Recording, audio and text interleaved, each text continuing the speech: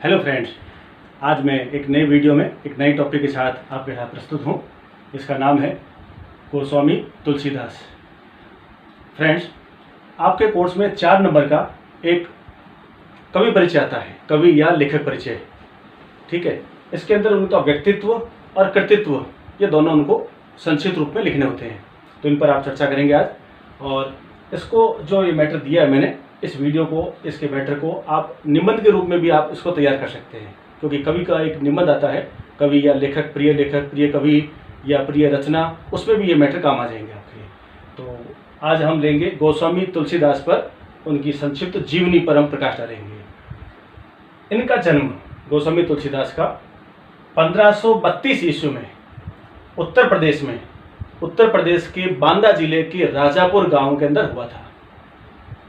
गोस्वामी तुलसीदास का जन्म 1532 में उत्तर प्रदेश के बांदा जिले के राजापुर गांव में हुआ था और ये वैष्णव संप्रदाय में दीक्षित हुए थे।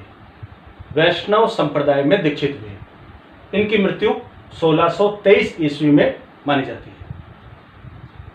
परिवार के रूप में संक्षिप्त परिचय: पिता का नाम आत्माराम, माताजी का नाम हुलसी, पत्नी रत्नावली। जैसा कि हम जानते हैं कि पत्नी की प्रेरणा व्यंग्य बाण से, फटकार से, ये पत्नी के मोह में जो इतने आकृष्ट हो गए थे और इनके व्यंग्य बाणों से आहत होकर के और इन्होंने गृहस्थ जीवन का त्याग कर दिया था और वैराग्य जीवन अपना लिया था और राम भक्ति में प्रवृत्त हो गए थे। तो इनके राम भक्ति के इस जीवन में पत्नी जो रत्नावली है, इनका बहुत बड़ा योगदान। फिर जब पत्नी की फटकार से ये ग्रस्त जीवन से विमुक्त हुए तो गुरु ने इनको संभाला। गुरु बिना ज्ञान कहाँ से लाए, ये उक्ति चरितार्थ हुई। गुरु संत नर हरिदास या संत नर हरियानंद एक ही है। इन्होंने इनको संभाला और इनको अलग अलग धर्म ग्रंथों का परिचय कराया और भटके हुए मन को शांत किया, एकाग्र किया, राम भक्ति में प्रवृत्त किया। फिर भाषा, अवधी, ब्रज और संस्कृत भाषा के ये प्रकांड विद्वान थे। तीनों भाषाओं पर इनकी अच्छी पकड़ थी। रचनाएं, इनके रचनाएं बहुत है, लेकिन जो प्रामाणिक जो ग्रंथ हैं वो माने जाते हैं 12। उन 12 को भी हम 2 भागों में बांटेंगे। सबसे पहले अवधी भाषा में कौन कौन से ग्रंथ हैं? तो सर्वप्रमुख, सर्वमान्य, विश्व प्रसिद्ध ग्रंथ है, उसका नाम है रामचरितमानस, जिसमें राम की कथा का जो है एक मर्यादित अनुशासित ढंग से इनका गायन जो है लेखन किया गया है। रामलला नेहचू, जानकी मंगल, पार्वती मंगल, बरवे रामायण, रामाज्ञा प्रश्न या रामाज्ञा प्रश्नावली, वैराग्य संदीपनी, ये कुल 7 ग्रंथ हैं जो अवधी भाषा में गोस्वामी तुलसीदास जी ने लिखे थे।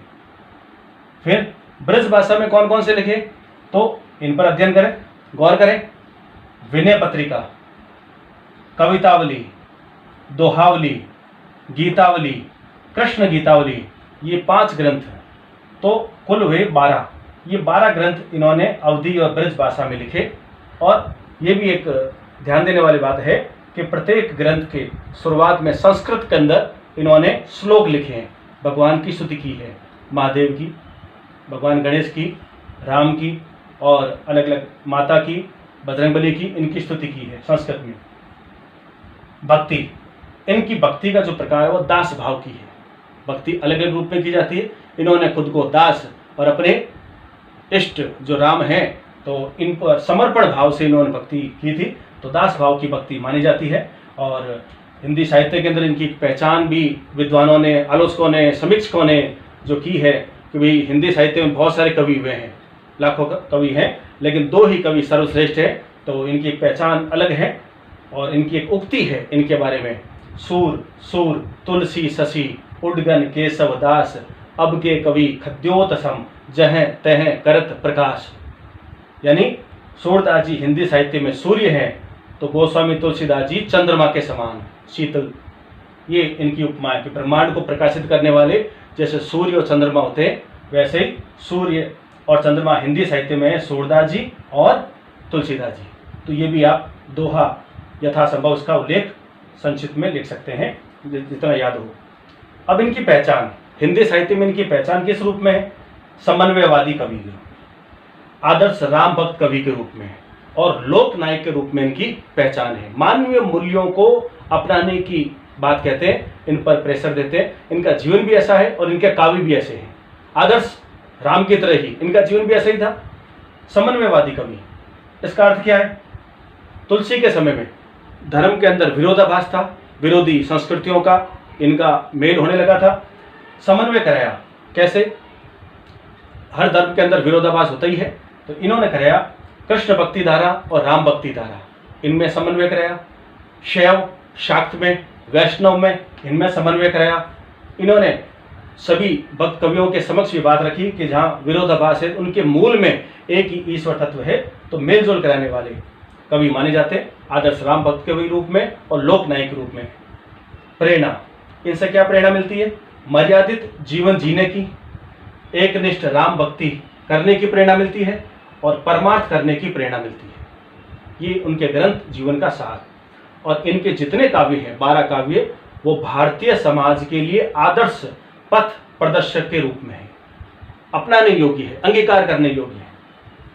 भक्ति धारा, भक्ति के 2 रूप होते, निर्गुण भक्ति और सगुण भक्ति। सगुण भक्ति के भी 2 धाराएं हैं, 2 भाग हैं। सगुण भक्ति में राम भक्ति धारा और कृष्ण भक्ति धारा।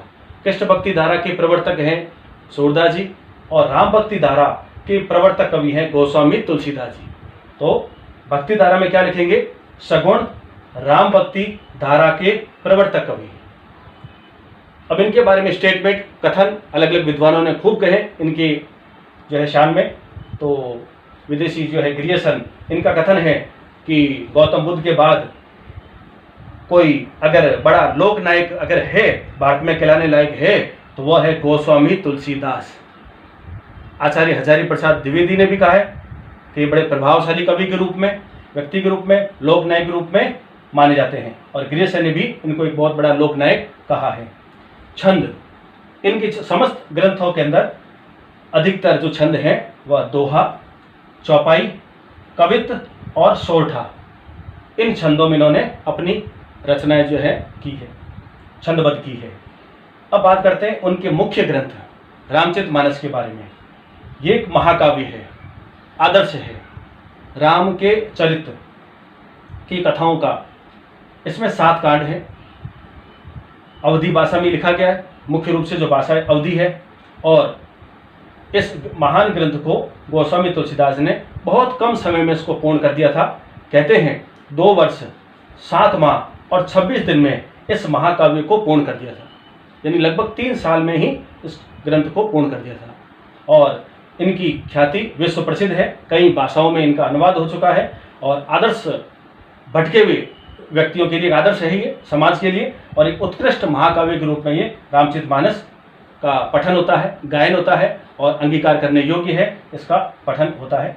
ये इनके ग्रंथ, इनकी रचनाओं और इनकी जीवनी पर हमने प्रकाश डाला, गोस्वामी तुलसीदास के कृतित्व पर, व्यक्तित्व पर। और ये जो तथ्य है ये आप निबंध के रूप में आ जाए, प्रिय कवि या प्रिय ग्रंथ, उसमें आप लिख सकते हैं। और प्रिय कवि तुलसीदास आ जाए तो उसके अंदर भी आप इसके संक्षिप्त, गागर में सागर, कम शब्दों में हम इनके कृतित्व और व्यक्तित्व के बारे में लिखेंगे तो निश्चित रूप से बेहतर ढंग से प्रस्तुत करेंगे। तो 4 अंक हम निश्चित रूप से प्राप्त कर सकते हैं। आशा है कि आपको ये वीडियो पसंद आया होगा। सरल ढंग से मैंने समझाने का प्रयास किया है, आप चाहे तो इसका स्क्रीनशॉट भी ले सकते हैं। धन्यवाद।